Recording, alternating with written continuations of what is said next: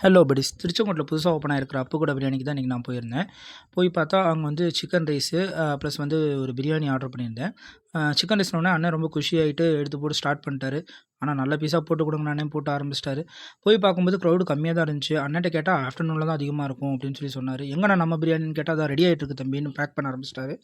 ஓகேன்னு சொல்லிட்டு நாங்கள் வாங்கிட்டு வரலான்னு கிளம்பிட்டோம். பிரியாணி பார்த்திங்கன்னா 150, சிக்கன் ரைஸ் 110 சொன்னாங்க. சரி ஓகே வாங்கிட்டு நம்ம வீட்டுக்கு போகலான்னு சொல்லி கிளம்பியாச்சு. வீட்டுக்கு வந்தோடனே ஓப்பன் பண்ணி பார்த்தா சிக்கன் ரைஸ்க்கு பார்த்திங்கன்னா டொமேட்டோ சாஸு, நெக்ஸ்ட்டு பிரியாணி இருந்துச்சு. ஸோ பிரியாணிக்கு பார்த்திங்கன்னா குழம்பு கொடுத்துருந்தாங்க. ஆக்சுவலாக 2 பேக்கெட் இருந்துச்சு.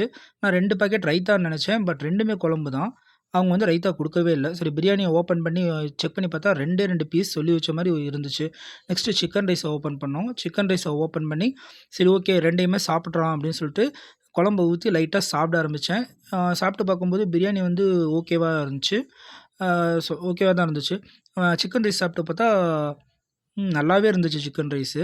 ஓவராலாக பார்த்தீங்கன்னா பிரியாணி ஓகே, சிக்கன் ரைஸ் நல்லா இருக்குது.